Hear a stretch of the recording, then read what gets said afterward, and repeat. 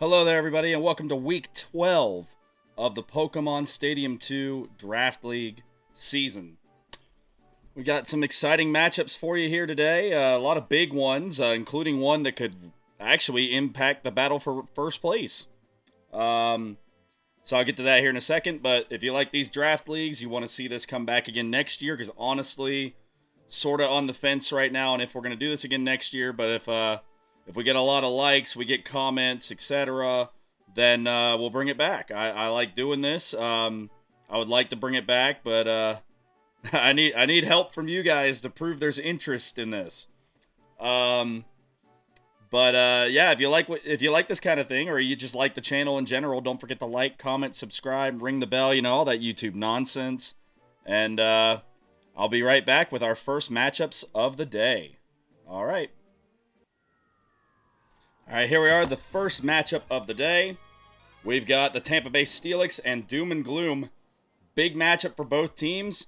If Doom and Gloom wins, not only do they have a chance to be in the playoff race, like at the number 4 spot by the end of the day, but if they beat the Tampa Bay Steelix, they move the Tampa Bay Steelix to only being a game ahead of them, meaning that third place, maybe even in a crazy scenario, second place, is still within reach.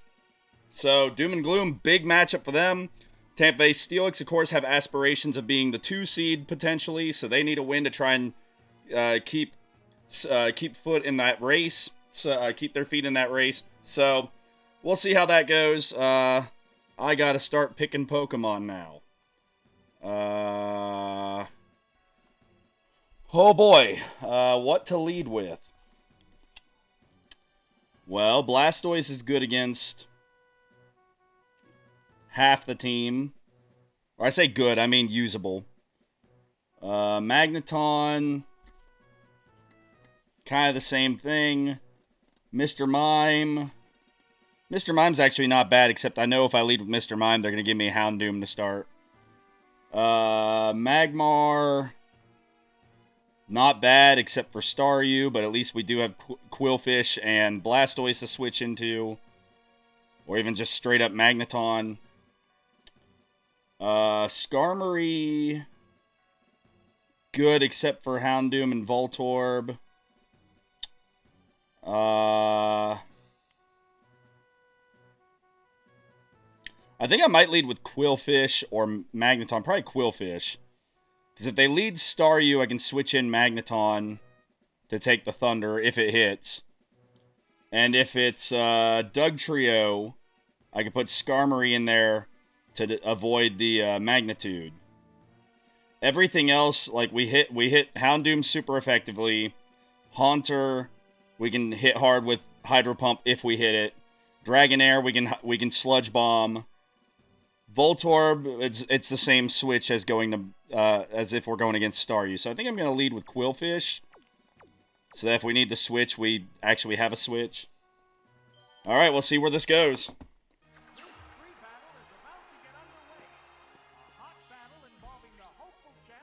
Oh boy, what do we got? What monstrosity are you going to pull against me this week, computer?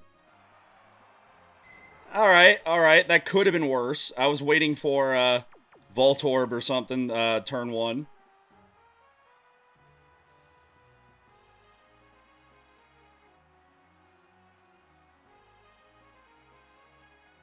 I don't remember who's faster out of these two. I'm going to try minimize and see how we go there. We are faster. Good to note.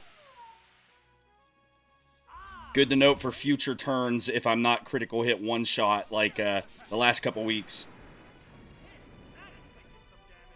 Alright, less than half. That's good. Just a second. I think we're having a delay. I'll be right back in just a second. Alright, we're back. And as you can see, health is still the same and everything. So, I didn't do anything funky there. Anything funny or funky. Okay, let's see.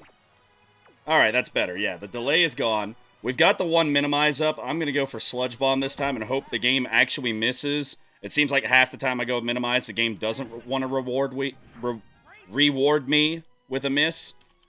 I did get the poison at least. That was something. Come on. Well, I called it. But at least we know we are faster. We did survive the hit. Let's take out the Dragonair.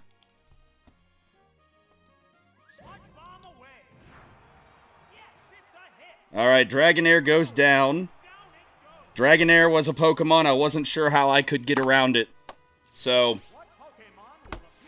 I wish Quillfish didn't take as much damage as it did, but I'm glad that we got around Dragonair. That is interesting. Is Houndoom faster than us? I don't know the answer to that. I guess we'll find out, but... Huh. Alright, I bet it is, or else the game wouldn't put it in. But we do have the Minimize up. Maybe we get lucky. Hydro Pump. I'll let you Swift. Swift doesn't miss. Okay. Yeah, we're done. Alright. That's fine. Kind of figured that the game wouldn't give me a miss when I had Minimize up. I mean, Swift isn't supposed to miss, so I'm not upset about that one. But I was debating at the very beginning if I should just come out Sludge Bombing. Well, we're going to go Blastoise.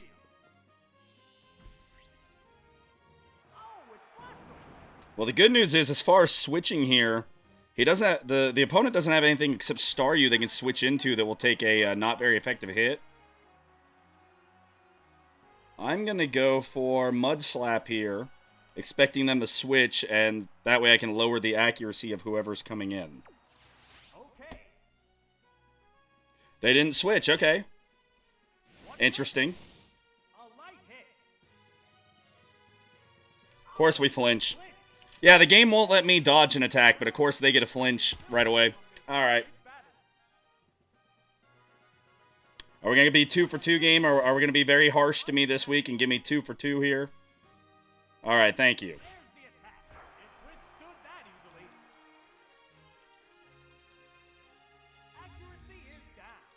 Yeah, I know. I wanted that last turn. Hydro Pump. Come on, you gotta miss someday with all these moves I'm doing. We're gonna flinch again? Nope. Are we gonna hit? Alright, we did hit. Houndoom goes down. Wish the game would give me a couple more breaks here, though. I mean, we've had a Minimize where the opponent landed their only attack, they had to go against it. And 1 for 1 on the Mud Slap. So, just throwing that out there. Alright, you are definitely going to go for Giga Drain. Let's get Skarmory out there. Here comes a Pokemon switch.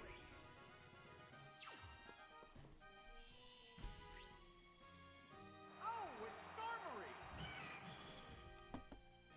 Alright, I've got a question for Google here.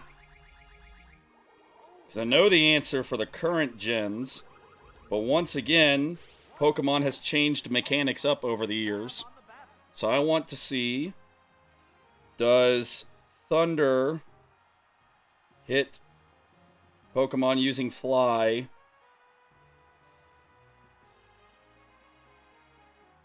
in Gen 2?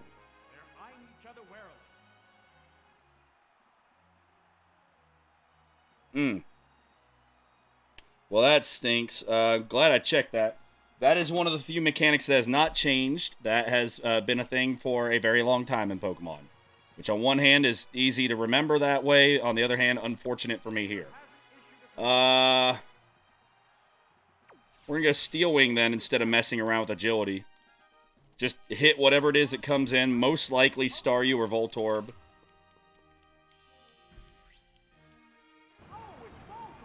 I was going to say, if the game's smart, Voltorb's the better of the two options here.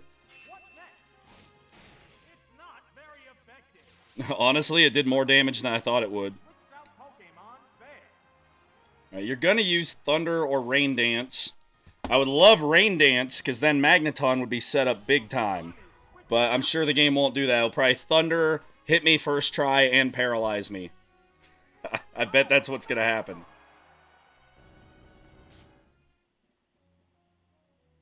There's the Thunder. It hit. I didn't get paralyzed. I was 2 for 3 there. Thunder Wave it. Slow it down. Oh, I should have seen that. They're switching to Dugtrio. That was a dumb mistake on my part. Oh, that's still not the end of the world. We can just put Skarmory in and run it back. If I could get Thunder Wave on Staryu and Voltorb, that would be huge. I can't do it to Dugtrio, of course. But Thunder Wave would be big because that'd slow him down and give my other Pokemon a chance to fight him. For example, it would give Blastoise a chance to hit before Voltorb could attack, etc., etc.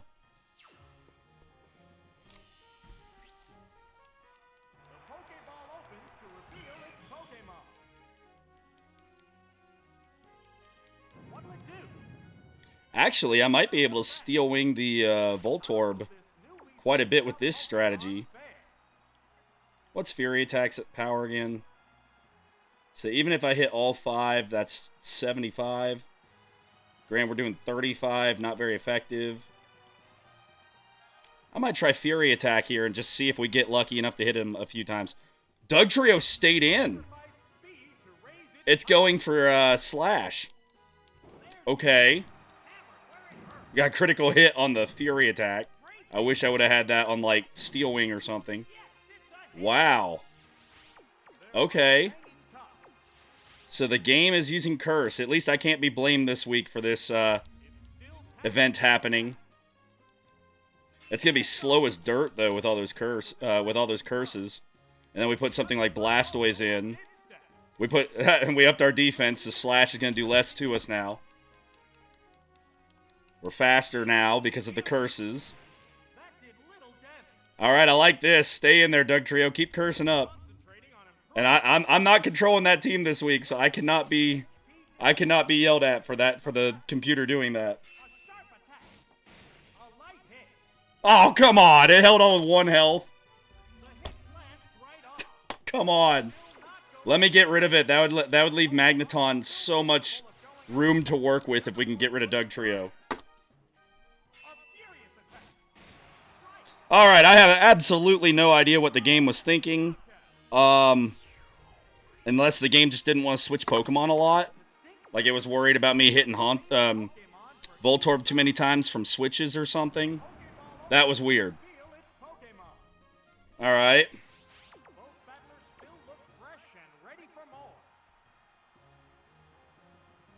I beat Dragonair already. Why did I not have that marked off? All right. Oh, wait. Yes. I don't know what I'm doing here. Okay, let's see.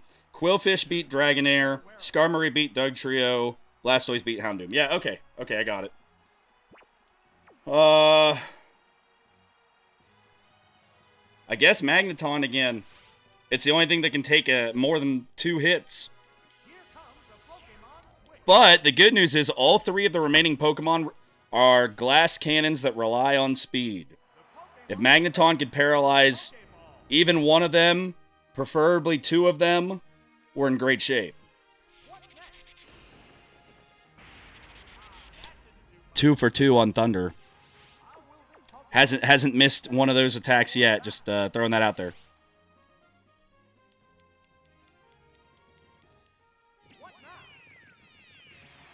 We're already faster. That surprised me. I wonder if we have a speed tie or something. Haha! Glad that I did that. You can't Mirror Coat paralysis, silly. Well, now that I know it's going to go for Mirror Coat, I pretty much have to go with Swift. Because I don't want it taking me out if I use Thunder. Okay, there we go. The game threw me a bone there. Critical hit. I'll forgive one of the Thunders hitting. Okay, it is completely forgiven now. Between the Dugtrio shenanigans and some luck finally on that turn, I'd say we're back to being even.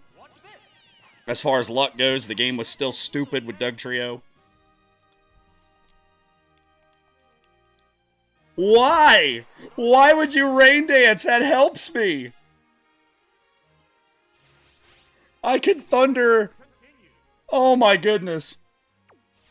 I can Thunder Haunter or Staryu for free now. Like, it'll be guaranteed to hit. Are you going to Mirror Coat?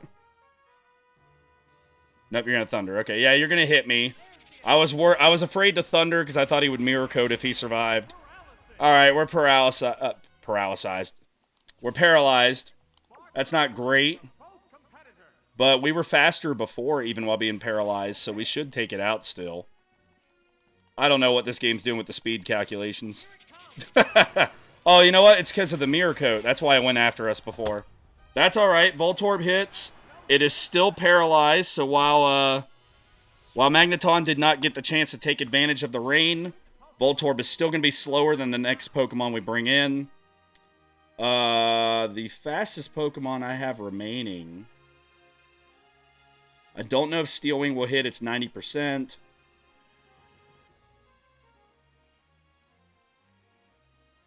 I want to save that one for that Pokemon in particular. Let's go with... I'm going to go with Magmar. Magmar's faster than a lot of people realize. And with Voltorb being paralyzed, I think it'll outspeed it. And even in the rain, I think Fire Punch is going to be enough. Alright, Fire Punch it. Come on, Magmar. Need you here, buddy. Alright. This one's going to be interesting. I'm not really sure how to look at this. I know that Haunter can beat Blastoise. Staryu has potential to beat Skarmory and Magmar. Maybe Mr. Mime, I don't know. You're likely going to use a water attack. I know I need to save Mr. Mime for Haunter. And then Skarmory and Magmar are both weak to Staryu. It's just a matter of trying to get it, like, survive a hit and give one back. We're in the rain, so I don't like Magmar's chances of surviving Hydro Pump if it hits. But let's face it, it'll hit. I'm going to go Blastoise. If it can survive Hydro Pump, or we get lucky and there's a miss, we can kill another turn of the rain, because rain boosts water attacks. So, like, I'm sure Magmar would not survive Hydro Pump in the rain. Without the rain, maybe there's a chance it survives in the red and we can confuse Staryu or something. Blastoise tanks it. Way to go. And the rain stopped. Oh, thank you, Blastoise. You did your job just by surviving that hit. All right. Blastoise, you went down, but you gave us probably the best chance we're going to have, buddy. Good job. Okay. So now, if Hydro Pump does hit, it won't be as hard. Thunder is not 100% accurate anymore. So, I think that it still favors the other team, this predicament. But we at least have the best chance we're going to have. Alright, Confuse Ray. Come on, don't one-shot me, or better yet, just miss. Come on, Magmar, hang in there, please. Oh, 6 health! Please land the Confuse Ray. Okay. It's not a big chance, but there is a chance.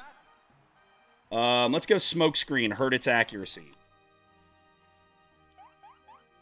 Yes, it hit itself. Okay. Alright, because we know Thunder's 70% accurate. Hydro Pump's 80. Psychic is almost 100. Now everything's going to be less accurate. Alright, so less accuracy plus the less accuracy plus the confusion. Come on, miss. That'd be wonderful. Nope. Alright. Well, Magmar, you again, just like Blastoise, you've done your part and given us a chance. Let's see, Skarmory could actually beat Haunter. So I'm going to put Mr. Mime out there first. I'm not going to bother with Barrier because both of these remaining Pokemon... Well, I guess Shadow Ball is physical in this game, but for the most part, these two Pokemon are going to be using moves that are not that way. Let's just go straight up Psybeam. Come on, hit yourself. Yes. If we can get by Staryu with these 2 Pokemon left, I think we have a good chance. That's if we can get by Staryu. Because it does have Recover, so I would not be surprised to see it recover soon. In fact, I'm going to try Substitute, see if I can predict that Recover. I had a feeling it wouldn't hit itself in Confusion 2 turns in a row. Alright. So now even if one of its attacks does hit, it's not going to do damage to us. 1 for 1 through the 2 for 2 through the smoke screen, by the way. Hasn't missed yet.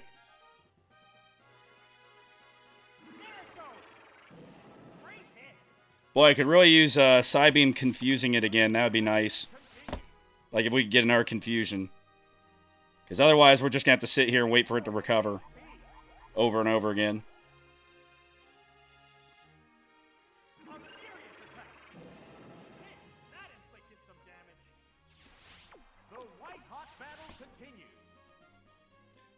Good news is we have plenty of Psybeam. How many, I feel like Recover has 10 uses. I don't remember.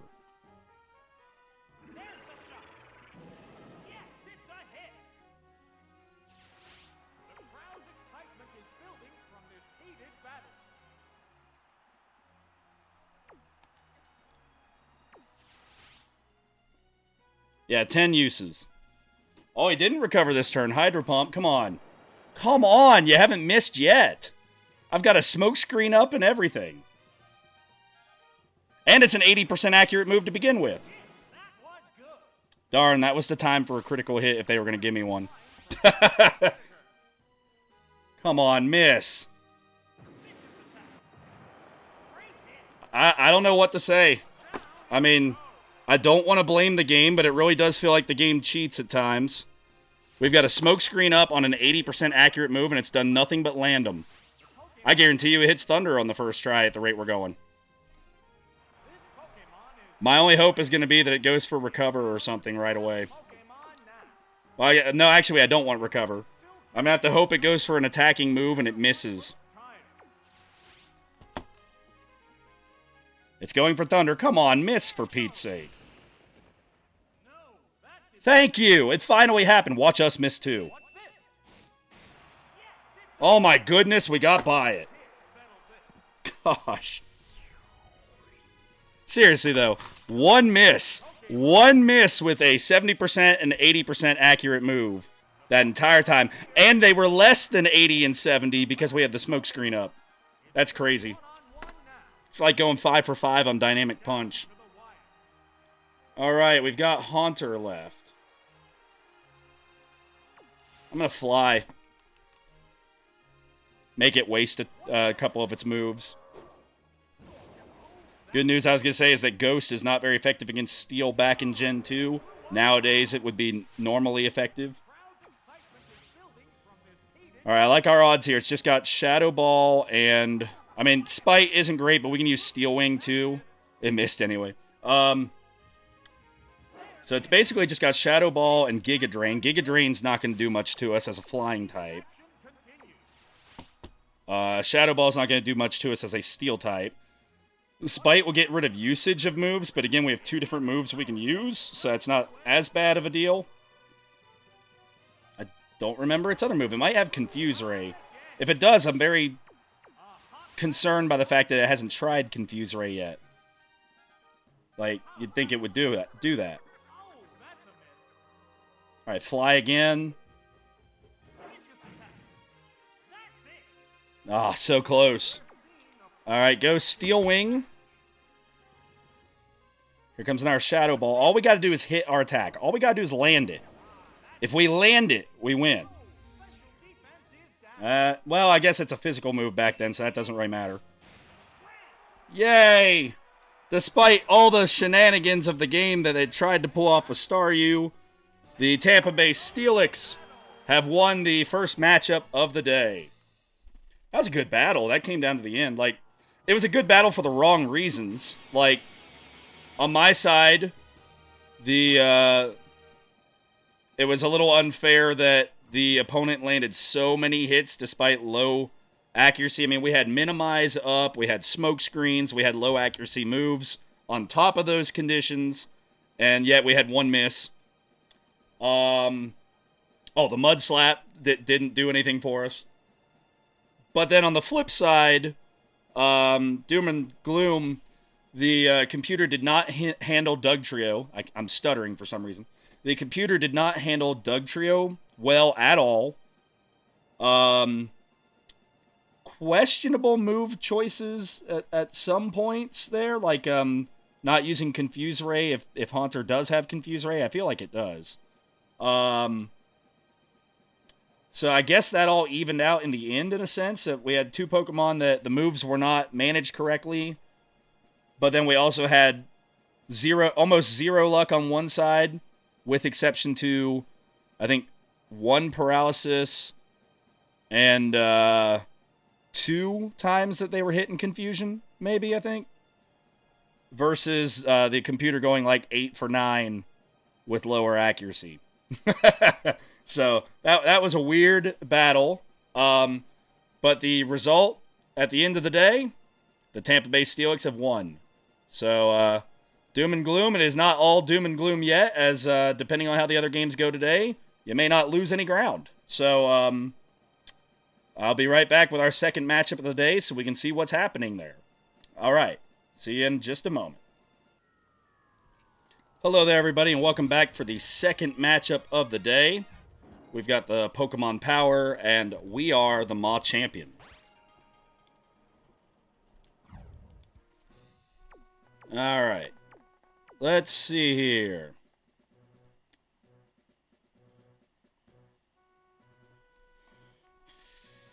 Venusaur would be a good start against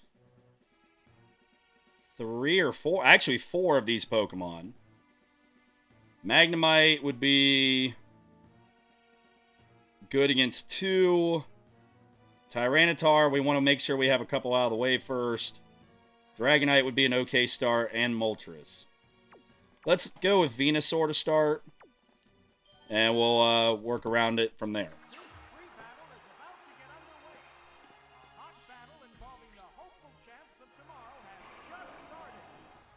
All right. Who's out first for We Are the Maw Champion? Marowak. Oh, I love this matchup. I would imagine that they're going to switch. Let's go with Poison Powder. I don't imagine they're going to leave Marowak in. They left Marowak in. Okay.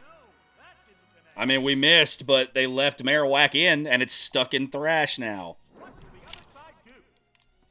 That's an interesting decision. That's a very interesting decision. We're just going to Giga Drain it and get our health back.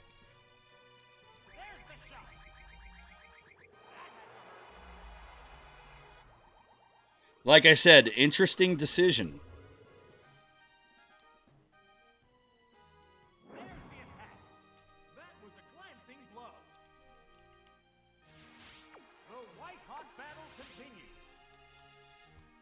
All right, Giga Drain again. This should knock it out. We got a critical hit that didn't matter, but we knocked it out. All right. Again, weird decision-making at the start by the computer. Very weird. Okay, what do we got now? Whoop. That's another weird one, because we don't have to attack it. We have the ability to poison it. Why would you put it out here if we don't have to attack it?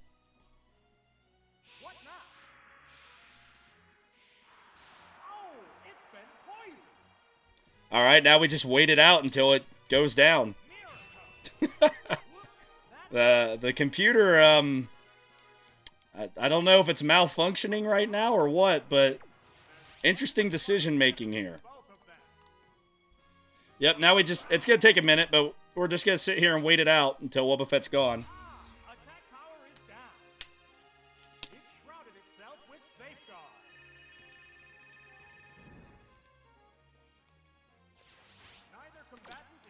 I mean, Safeguard's good before you're poisoned. It prevents you from getting status, but you've already got it, so Yeah.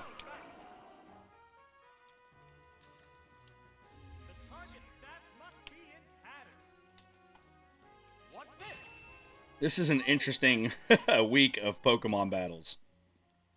The first one was just weird from the get-go. And this one has been weird already from the get-go.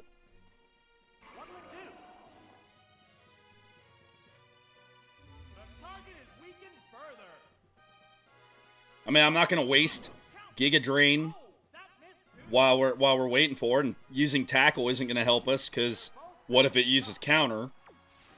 We can't use Poison Powder because it's already poisoned. So, we're just going to sit here and growl at it until Poison beats it.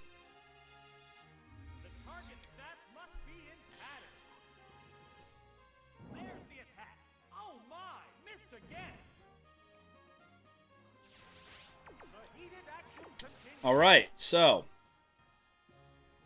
Keep having to adjust my chair here. Another growl. I mean, again, we're just waiting out the poison. And this is why I say that Wobbuffet, you have to pick and choose your matchups. Because if the opponent can just... If the opponent can poison Wobbuffet, or burn it even, Wobbuffet loses. Because, like, Wobbuffet's whole gimmick is that you punch it and it hits you back harder. If they don't have to punch you to beat you, I mean, that's where Wobbuffet has its issues. It's a great Pokemon, don't get me wrong. But it's one of those Pokemon, Shedinja is another one that's similar, where you have to play around its special conditions and get it set up in the right moments for it to be at its most useful.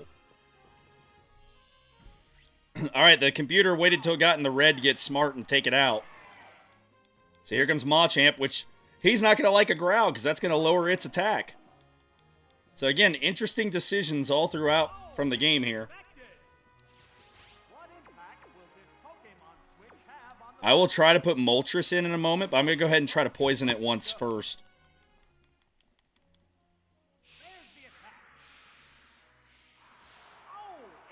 Actually, I take that back. It does have Thunder Punch, doesn't it? Ah, it burned us. That's not great. Although burn isn't as bad in our case because we're a special attacker. You're gonna go Fire Punch. Let's go Dragonite.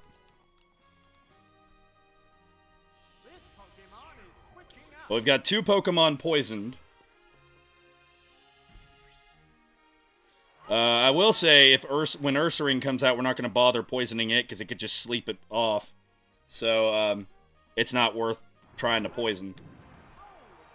Wow, now that is not going to be great for us. By the way, 2 burns in a row on the Fire Punches. Just want to throw that out there. I think the game makes up for its bad decision-making by having 100% luck. I think that's how the game works. Alright, Wing Attack. It's going to be lessened because of the burn. Still a pretty good hit, though. And we have the poison on top of it. Okay. Well, I guess they do have Azumarill with an ice move. I was going to say, who do you want to put in there that can do anything to Dragonite? Like, who's slower than Dragonite that can still do stuff to it? And Thunder Punch can't paralyze us, at least, since we're burned.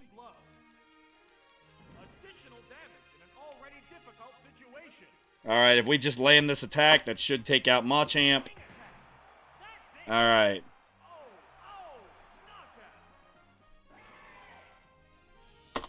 Alright. All 4 Pokemon that have seen the battlefield... I'm sorry, 3 of the 4 Pokemon that have seen the battlefield have been statused in some way with Poison or Burn. Alright, Azumarill is going to use Icy Wind because it's 4 times effective. Let's switch to Magnemite.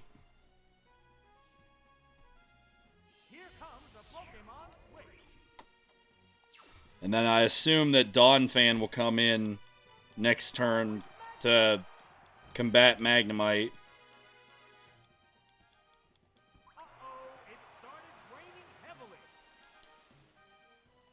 I mean, if they don't switch, we can use Thunder. Supersonic, just in case they don't switch. And if they do switch, we have a, I think it's a 55% chance that we confuse it. And if not, we take it out anyway, like I was planning already.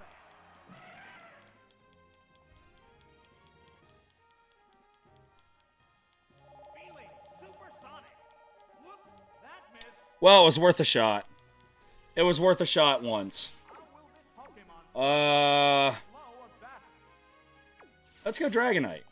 I was going to go Moltres, but with that rain up, I'm sure the game will just put Azumarill back in. Be interesting to see if they switch to Azumarill or not for Icy Wind when Dragonite's in.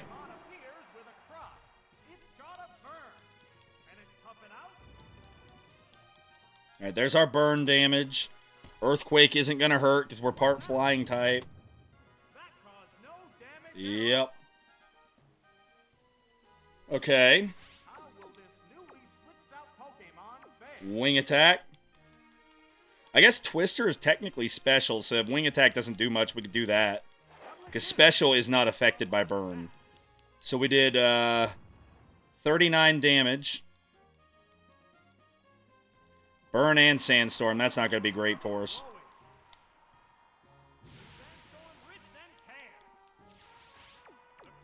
Alright, let's try Twister. You're going to switch? Well, we're still going to get the Twister something. And taking Donphan out means that one of their Pokemon's going to get hurt by the Sandstorm anyway. We're back to Azumarill, and there's no rain anymore because they had the Sandstorm, so I bet Azumarill tries to set up rain. Well, that was 51. This is still more than, say, Dragon Rage, not range. Rage. Alright, Sandstorm's hurting them both. Just go for wing attack. We are faster, so we're going to at least get some more damage off before we go down. Might have been better off with Twister again. Alright, Dragonite goes down. It goes down technically to the burn. So that is Machamp with a knockout.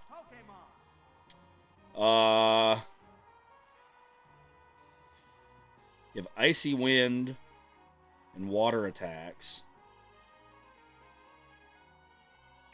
Let's go Venusaur. Because they're not going to switch Donphan into Venusaur here. If they put Wobbuffet in, it loses. Azumarill gets hit super effective. Donphan gets hit super effective. Ursaring would take a hit, but it would, you know, take a hit. Alright, Giga Drain. They didn't switch.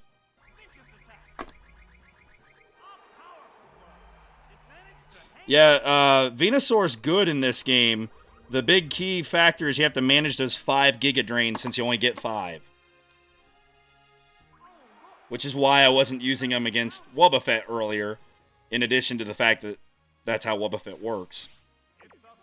Alright, 7 health. Let's just go Tackle. We don't need Giga Drain again at this moment. Alright, Azumarill goes down. Thanks for setting up the Rain Dance so we don't take damage this turn. So we got Wobbuffet, who's hurt badly, Donphan, who's weak to us, and Ursaring. Why Donphan? Why? Why not Ursaring? It has Fire Punch. Alright, Giga Drain.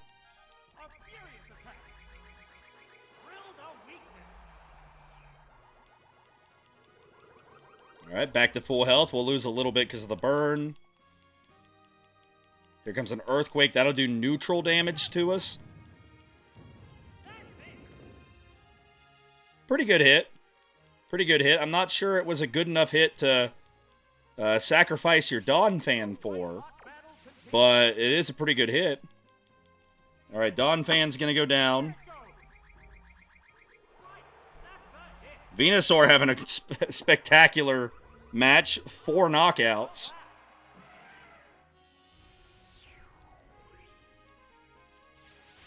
Alright, we got Ursaring and Wobbuffet left.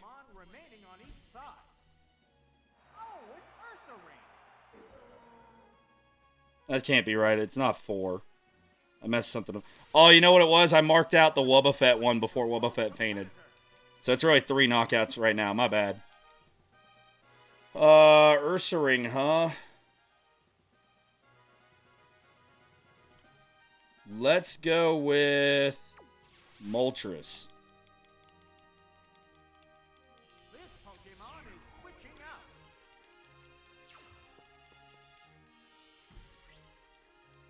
Oh, it's Moltres. You can't dig against us. Your only option's going to be like Snore. The rain finally stopped. Alright, load up for Sky Attack. Switch have on the battle. It's building up power for its next attack. Yep. How's that? That caused no. Doesn't hurt us because we're Flying type. They're both hanging tough. Here comes Sky Attack. There's the shot.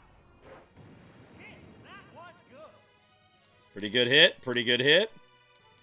Fire Punch. Number 2. Oh, that was Because you weren't asleep yet, so you can't snore. Alright, if Fire Blast takes it out here before it can go to sleep, this one's over. Fire blast. That inflicted some damage. Alright. Oh, it has no strength left. Moltres with a knockout. Wobbuffet's going to come in and lose to Poison. Just one Pokemon. So, Alakazam did not have to make an appearance. My pin is dying on me It's down when I don't need it to. Pokemon now. This showdown appears to be coming. Alright, I got to get me a different pin here. There we go. Alakazam will not make an appearance. Tyranitar did not make an appearance. Itself with safeguard. Magnemite technically played for like a turn. Damage in an already difficult situation. Yeah, we're just going to wait it out. I don't want Roar. any chance of anything happening. Might work. Will the next hit decide the outcome? Alright. And now Venusaur is going to get its 4th knockout. Wow. Additional damage. So let's see. 1, 2, 3, 4. A 5-0 victory for the Power. And there goes the battle. That actually makes the playoff race very intriguing coming down the stretch here.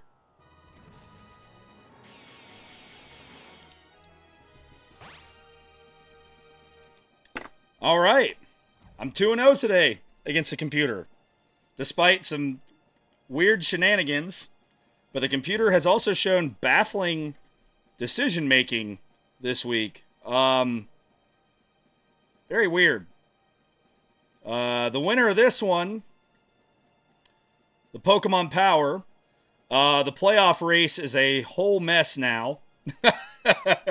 I will go over that at the end of the video, but wow, there's a lot going on with that now. I'll be right back, though, with our last matchup of the day in just a moment. All right, welcome back, everybody, to our last matchup of the day. The first place, My Little Ponyta, and the second place, Houston Ho-Oh. Only 2 games separate these two teams. If the computer with the Houston Ho-Oh can upset me with My Little Ponyta, there will be 1 game difference with 3 weeks to go.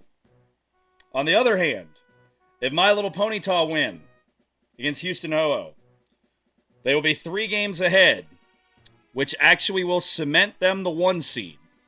And the reason I say that is even if the Ho-Oh won all 3 left and swept everybody, My Little Ponyta, unless, well, maybe not if they win 1-0, but if they win like 3-0 or larger today, they've got the 1 seed no matter what. Because there's the point differential is just too bad. Like, even if Houston even if the Houston Ho-Oh were able to tie them in the wins column, My Little Ponyta would then just win the tiebreaker for point differential. So, Ho-Oh have to win today to have a chance at first place.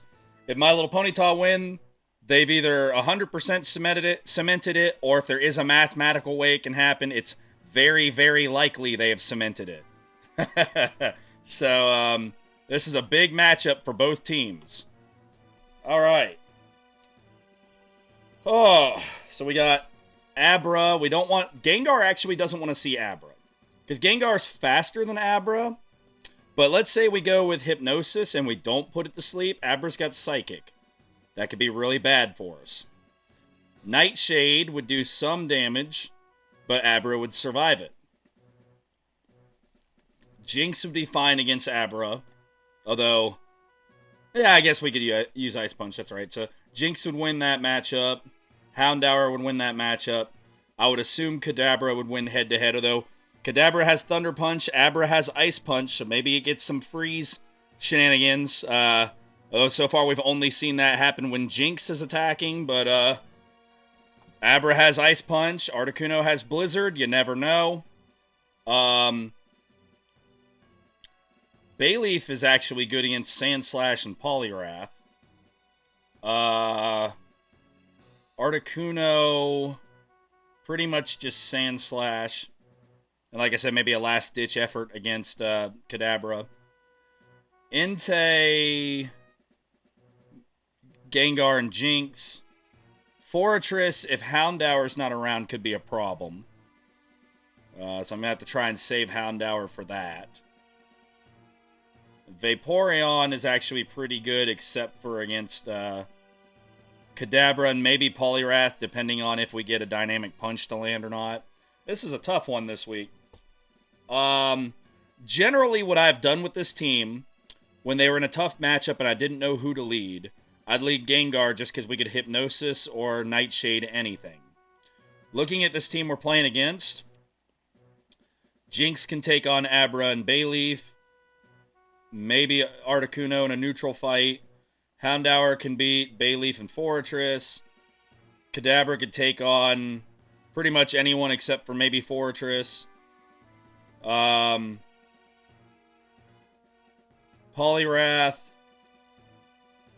It's good against most except Abra and Bayleaf. Sandslash, kind of the odd man out, so we definitely don't want to lead Sandslash. So yeah, I think we're going to go Gengar, and we'll make adjustments from there. Last matchup of Week 12. A lot of things on the line here, not just with these two teams. For example, depending on how this goes, second place might be different by the end of this week, so who knows what's happening. All right, it is Articuno.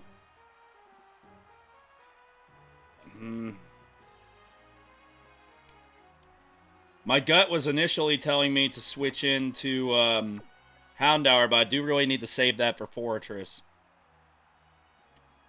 They're eyeing each other warily. Let's put Jinx in. They're ready to go.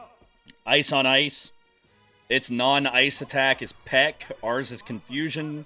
We should win that exchange. Unless we get frozen, oddly enough. I don't know if an Ice type can get frozen in Gen 2. Blizzard missed anyway, so we don't have the chance to find out. Mean Look, try to keep it from switching. Yes.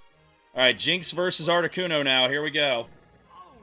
Locked into this matchup, at least as long as we want it to be. We can still obviously take Jinx out if we don't want it in there. Confusion, we're not... I mean, I guess Ice Punch would be neutral, because it's part flying.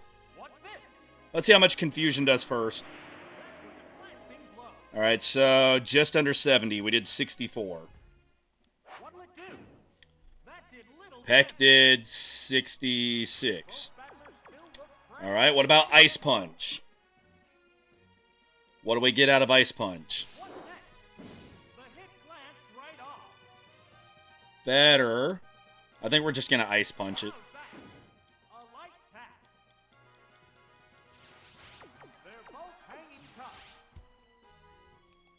I don't like Jinx taking a lot of damage like this early in the fight, but like... I certainly didn't want to throw Kadabra in there. I want to save Houndour. Poliwrath, Peck would be super effective against it. Sandslash doesn't like Blizzard. So you're left with Jinx and Gengar as your two options. And Gengar with Nightshade can hit anything, so like I'd rather have Jinx do the dirty work here. Alright, Articuno goes down. That and Jinx is fast enough it can work even with low health. Like, we could retreat and put it back out there later. Entei. Vaporeon. Interesting. Okay. You're gonna waterfall us. Let's put out Poliwrath. We already had an ice type beat an ice type. Let's see if we can have a water fighting beat a water. We had ice psychic beat ice flying. Let's try water fighting against water.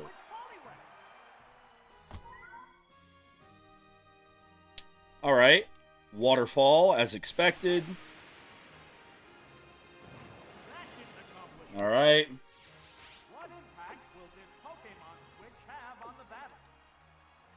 Well, since we know it can't hurt us much, I'm going to do Mind Reader and get ready to Dynamic Punch whatever the heck comes in.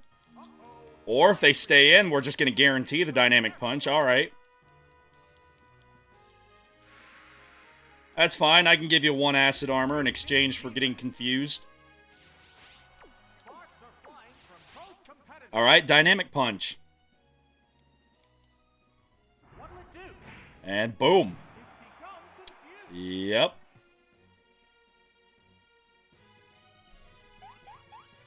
And you hit yourself already, okay. Well, since you are confused, we might as well Mind Reader again and wind up for another Dynamic Punch. It's not like Hydro Pump's going to do much damage. You're not confused already? What kind of shenanigans is this? You're already not confused? Fine, we'll Dynamic Punch you again. Good thing I was already planning on it.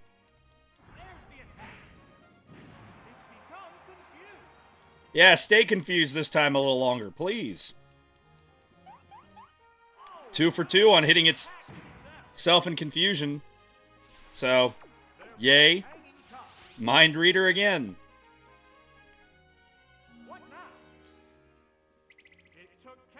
Yeah, they don't have any other any Pokemon that are weak to Dynamic Punch.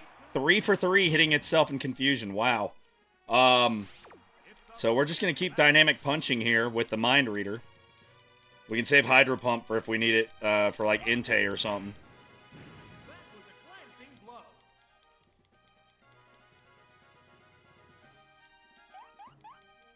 It finally broke through the confusion. Oh, of course it gets of course the computer gets a critical hit when it's looking down and out. Oh, man. What will it do?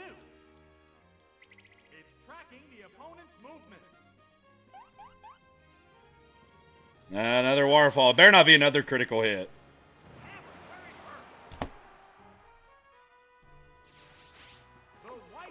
I mean, I was joking, game. I really thought you would catch I was joking. 2 critical hit waterfalls in a row. Okay. Dynamic Punch again. There's the attack. The hit glanced right off. Aha! It's confused no more. Waterfall attack. A light hit. Oh, Poliwrath coming in clutch. Alright, we obviously don't have enough time to mess around with Mind Reader, so just go for Dynamic Punch again. Oh, they didn't use Quick Attack. We got given a lucky break there. And we hit. I can't believe the computer didn't pick Quick Attack when we had 1 health. It was guaranteed to knock us out. I mean, it still broke through the confusion, but man, that's big. We got some extra damage and confusion on it. I can't believe the game didn't just Quick Attack and take us out. I mean, we're at 1 health. All it had to do was just look at us funny and it would have taken us out. I can't believe it gave us that opportunity. All right. Well, that certainly helps. What else do they have still that they could switch in? Because if I put Kadabra out there to Thunder Punch, they might put Bayleaf in.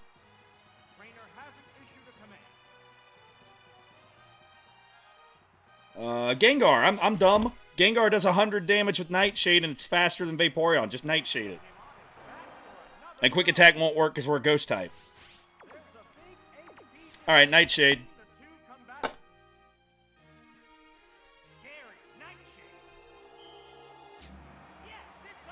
Alright. Vaporeon goes down.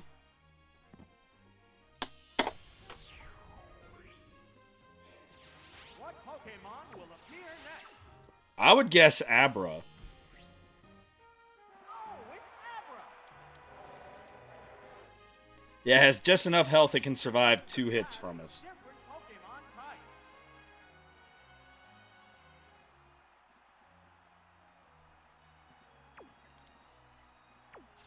Let's get Houndour out there. This Pokemon I think Gengar can win that matchup if we need it to, especially if we get lucky and land a Hypnosis.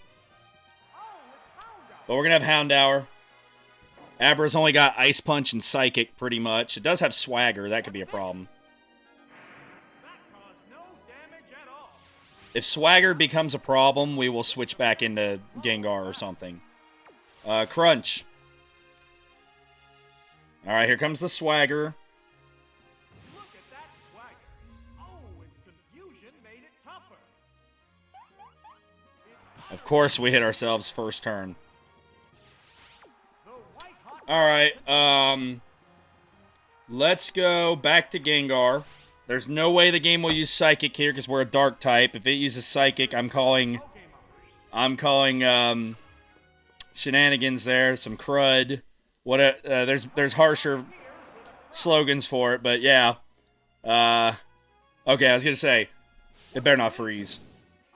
Okay. Because I was gonna say, if it picks Psychic when the Pokemon that was out there can't be hit by Psychic, that's total crud. Alright, we are faster. Hypnosis. Alright. I was gonna say, at the very least, if Gengar gets beat, Houndoom won't be confused anymore. Because we switched it out. Just go Nightshade. Don't mess around with Nightmare, because it might wake up earlier than expected or something. Just get to the damage. I would imagine the Kadabra should be faster than Abra. So, we'd always have Kadabra come in and clean it up.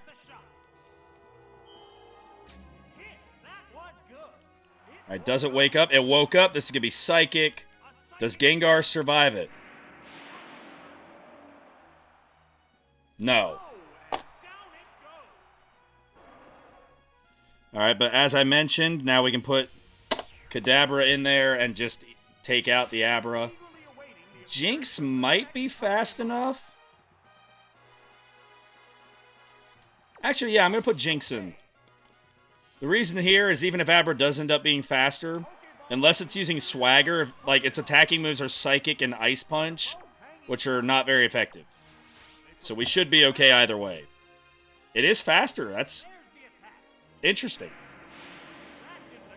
Jinx survives it. Here comes that Ice Punch. Jinx with a knockout. And that means Kadabra still has full health. That KO will bring out a new Pokemon. Oh, it's Fortress. The opponent is weak. What an opportunity. Pokemon of different types are squaring off in battle. Let's get Sandslash out there. Even if it just forces them to switch to Bayleaf, we can get around Fortress this way. Fortress is the only one that's going to cause problems for Kadabra and Jinx because it's a Steel type.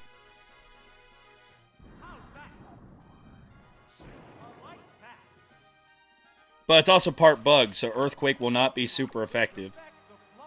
I'm gonna call that they're gonna switch, and I'm gonna go Sandstorm. They didn't switch. I was gonna go Sandstorm so we could keep Bayleaf from healing as much. Oh, that's what I was trying to avoid, was it using spikes. Okay. Well, since we know you're not switching, let's just go Earthquake then.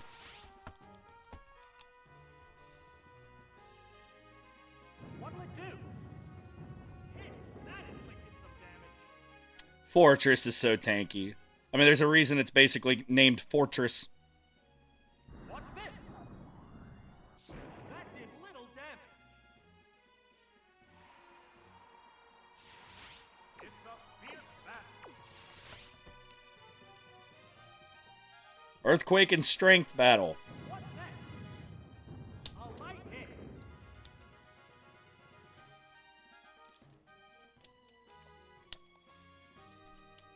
What's that? The hit glanced right off. Well, the sandstorm's not really doing anything for us at the moment, except giving us some background scenery. There's the attack. That was a glancing blow. Fortress lives for another turn. How's that? A light attack. All right, Sand Slash is going to win this head-to-head, but it is beaten up pretty badly. Granted, like I said earlier, other than the Entei, which we have other ways to beat it, Sand Slash wasn't going to be very helpful, so it taking out Fortress is already bonus points. Although Fortress did get the spikes down, which I didn't want it to. That's originally why I had Houndour out there. But now I'm hanging on the Houndour for Bayleaf and Entei. You're going to go for Razor Leaf. We're not fast enough to get our Sandstorm up. Houndour's already hurt. So... let's see, what's left? Is it just Bayleaf and Entei? It is just Bayleaf and Entei. I think I'm going to sack off Jinx. Because an Earthquake from Sand Slash might be useful if it happens to be faster than Entei. I don't know if it is or not, but just saying. Kadabra might be able... I think it can beat Entei, but you never know if it gets like a critical hit or something with Fire Blast. And Houndour should be able to go toe-to-toe with Bayleaf. So when you think about it that way... but then again, Ice Punch would do a lot. I think actually I'm going to leave Sand Slash in. We'll sack it off. And we'll try to do the best we can with what we got left. Bayleaf's definitely going to be the tougher of the two to get around. Alright, Bayleaf takes out Sand Slash.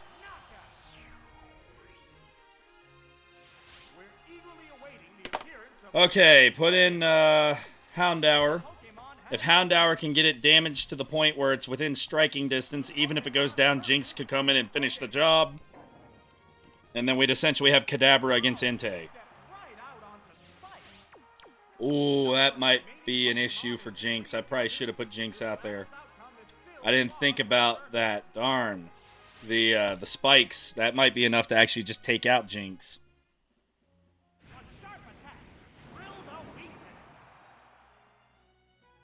I was hoping for that one shot. Alright, if we're not paralyzed, we can take it down. It got a critical hit.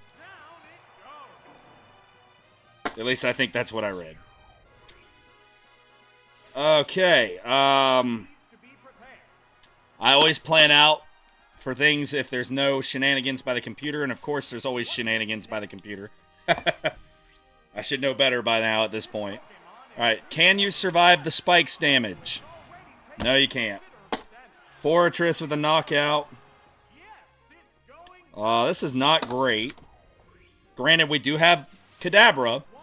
If you only have one Pokemon left, Kadabra's a good one to have left. It's gonna be interesting though. It should outspeed Bayleaf, meaning it doesn't get a chance to heal. So it'll really come down to Kadabra versus Entei. Psychic.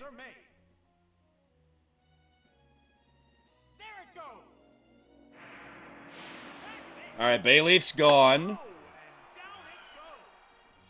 Entei against Kadabra.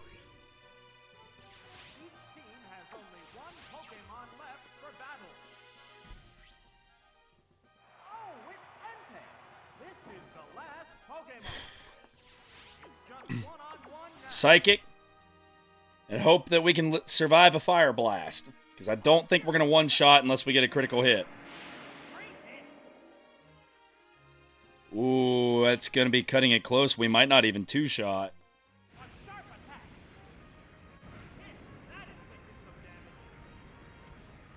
Alright. It's going to come down to a couple things this turn. Do we have enough damage to take it out? If we don't have enough damage, does it hit the Fire Blast? Because it could miss. So let's see what happens here. Psychic from Kadabra. There's the attack. Nails the weak spot. Critical hit right when they needed it. I know I'm in control, but my Little Ponyta getting the break once again when they needed it. I don't know what it is, but the game loves... I don't even think it's so much My Little Ponyta. The game just loves Kadabra. But Kadabra getting the knockout to take out Entei. And that's going to do it. My Little Ponyta survives. I'm actually... you know what? I'm going to pause real quick. I'm going to do some calculations real quick. Alright, I'm back. After running calculations, Entei would survive a normal Psychic. So the critical hit mattered. Without the critical hit, Entei survives. And if it lands, now granted again, that's if it lands, so it's not a sure thing. If it lands Fire Blast, then Entei wins. So again, interesting timing there for the game to throw out a critical hit.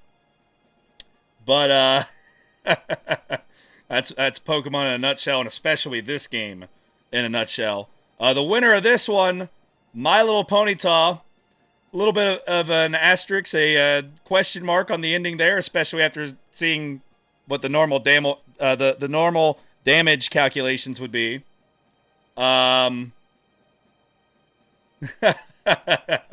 Very interesting indeed.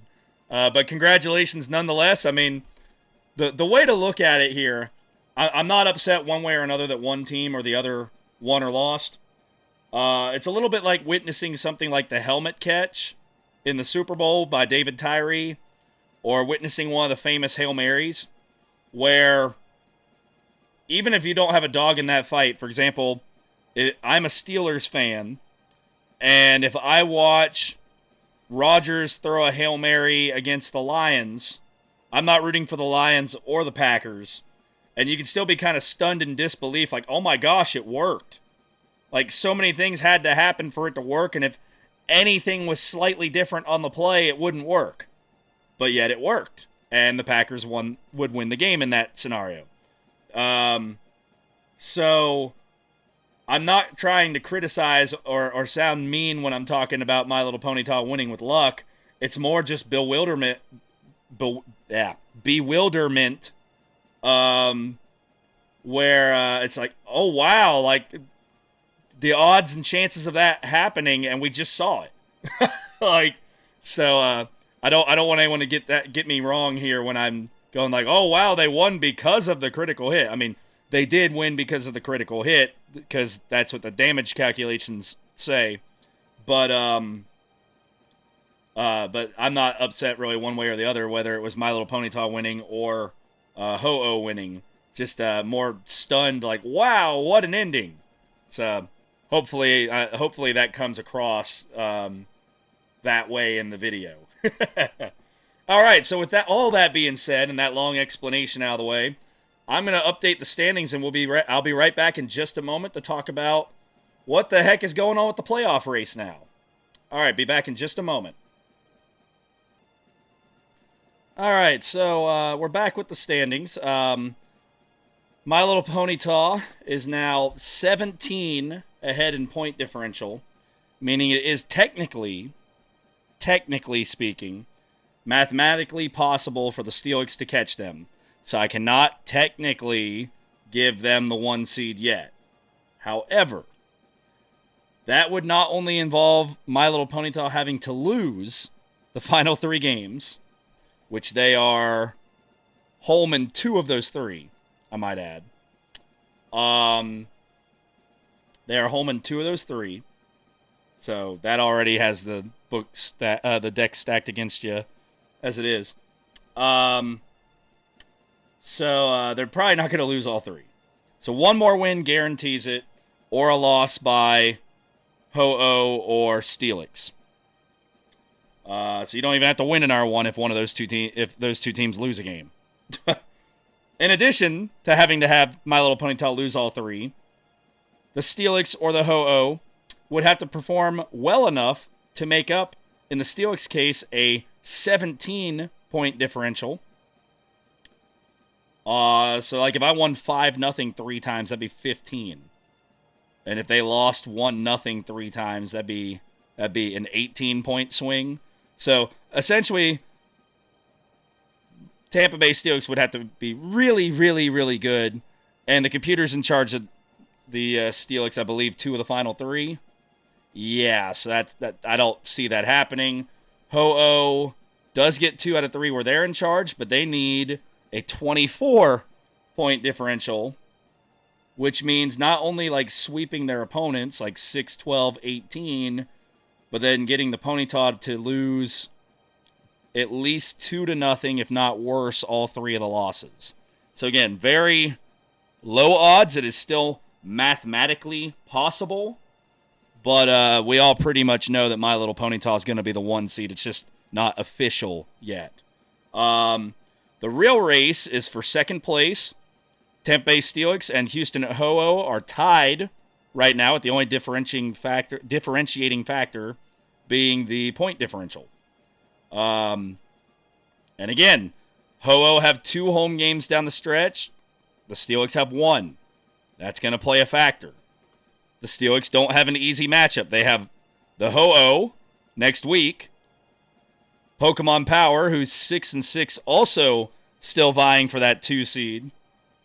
And then, the first place My Little Ponyta team. So Steelix has a rough schedule down the stretch.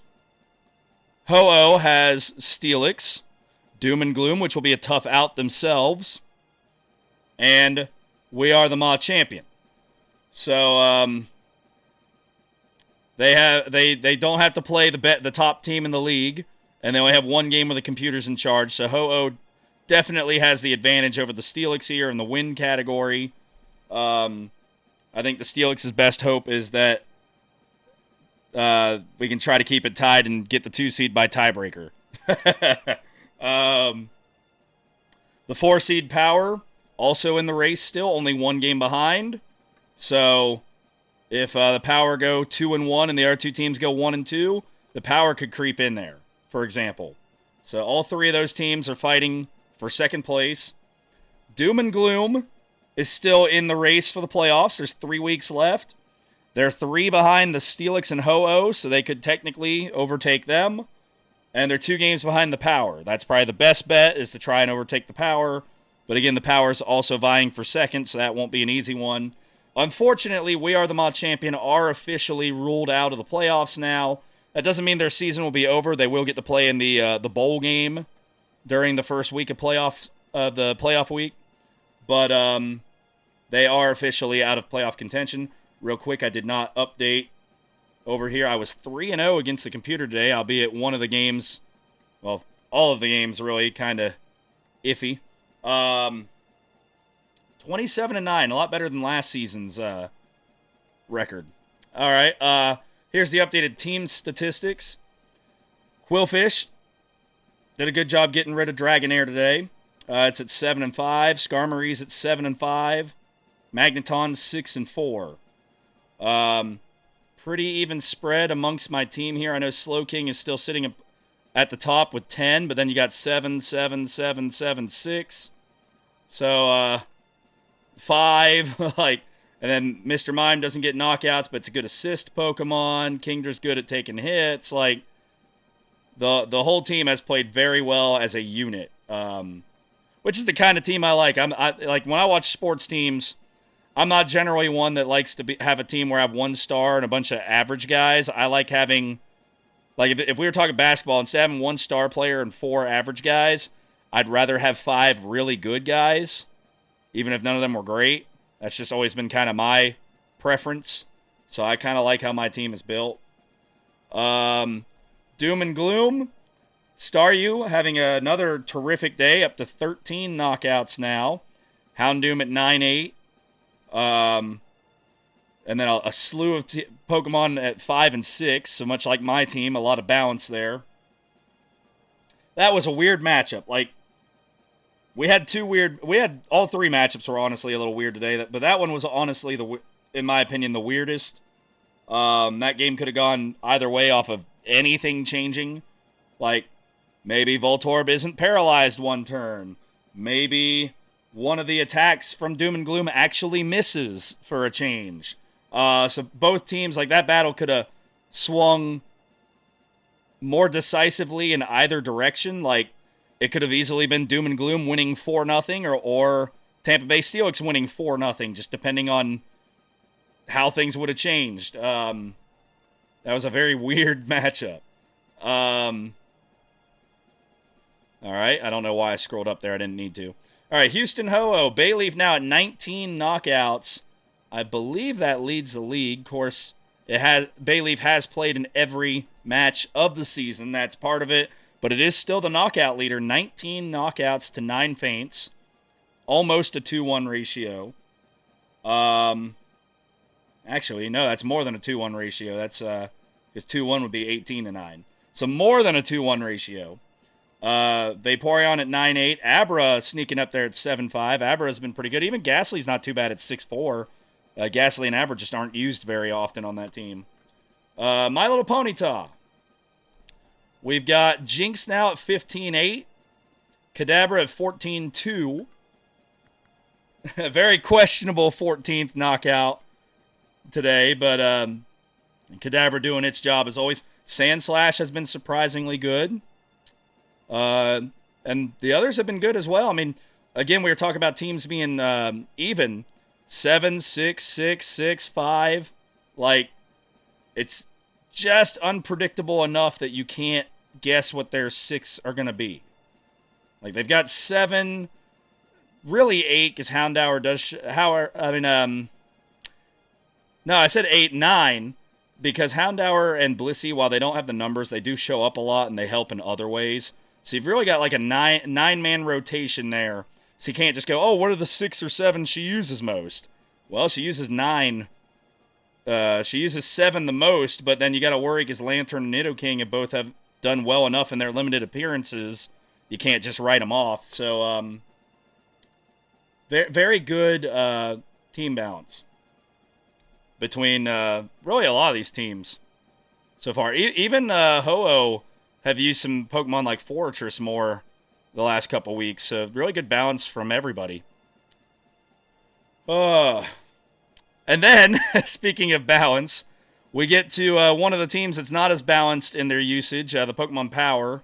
A lot of 9s, 10s, and an 8 here. That's not saying that their team isn't good. Their team is very good. They're 6-6. They're only 1 game out of second place, but somewhat predictable.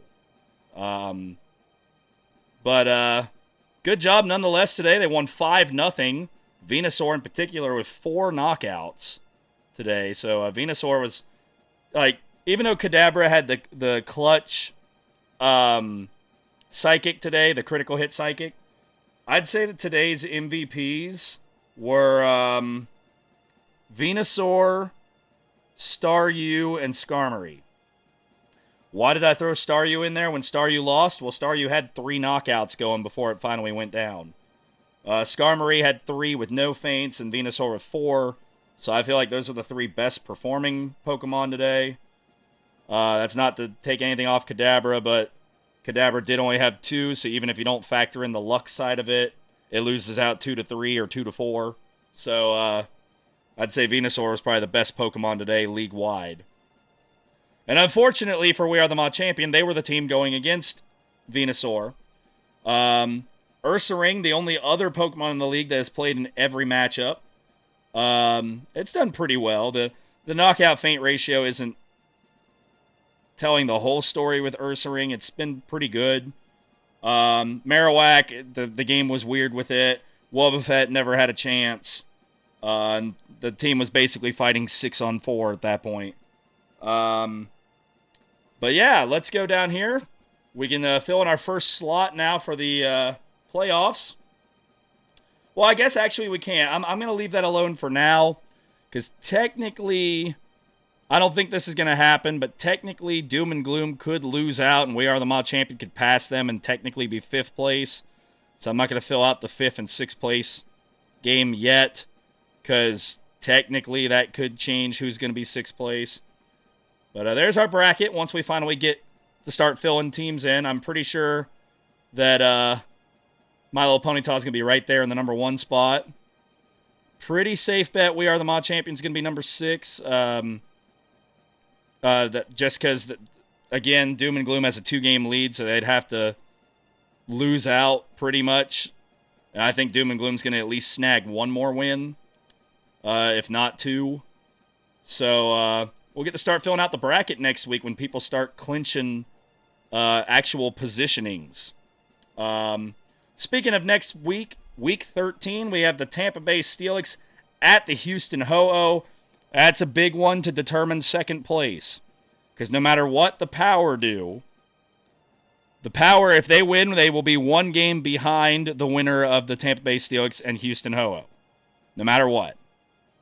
So, and if they lose, they will be 2 games behind the winner and 1 game behind the loser. 1 game behind the loser. So, biggest matchup of the week next week will be Tampa Bay Steelix and Houston Ho-Oh as that fight for the 2 seed continues. Pokemon Power play My Little Ponyta in the second largest matchup because My Little Ponyta can officially clinch the 1 seed with a victory. Of course, they could also clinch the 1 seed if the Steelix and Ho-Oh have like a 1-0 final because of point differential. I think 2-0 works too, technically, for clinching. And even if they lose, if the Power beat the Ponyta, the Power stay in the race for the 2 seed. They could potentially move up from 4 to 3, depending on tiebreakers, how they would... like, looking at the tiebreakers right now, they're ahead of the Ho-Oh 1 to -1. So if they have the same record, the Power would actually leapfrog the Ho-Oh. The Steelix are up by enough that with a loss, they will probably be ahead of the Power, but it's too early to say because you never know. The Ho-Oh could come out and sweep the Steelix next week. So just those 2 games alone have a lot of different seeding impact. And then we have Doom and Gloom against We Are the Mod Champion. There we go. That's the game that could determine right there where those 2 teams end up. If We Are the Mod Champion win, that's going to really hurt Doom and Gloom's chances at making the playoffs and would give We Are the Mod Champion that chance to get the 5 seed. The reason that's important is while it is just a bowl game, as we've got right here to the right of my Tampa Bay Steelix stats, the higher seed in playoffs gets to choose if they're represented by me or the computer. Seeing as I'm 27-9 against the computer this season, that leads me to think whoever has me in charge is going to have the advantage. So if whoever gets 5th place would have the advantage in that final matchup of the season to try and end on a positive note. So that could be a big deal for We Are the Mod Champion. Doom and Gloom, it could be a really big deal because if they win, they have a shot at making the playoffs still. If they lose, then it would depend on what the Power do. If the Power win and Doom and Gloom lose, Doom and Gloom are out of it. If both win or both lose, they don't gain or lose any ground. And, of course, if Doom and Gloom wins while the Power lose, they'd be 1 game out. So everyone has something to play for. Even We Are the Mod Champion, they could play for the 5 seed. So it's going to be exciting. With all that being said, thank you so much for watching, everybody. If you like this content, like this video, like Pokemon, or you're just doing me a solid, don't forget to like, comment, subscribe, ring the bell, all that YouTube nonsense. And I'll see you next week with another episode of Pokemon Stadium 2, the Draft League. All right, see you then. Bye-bye.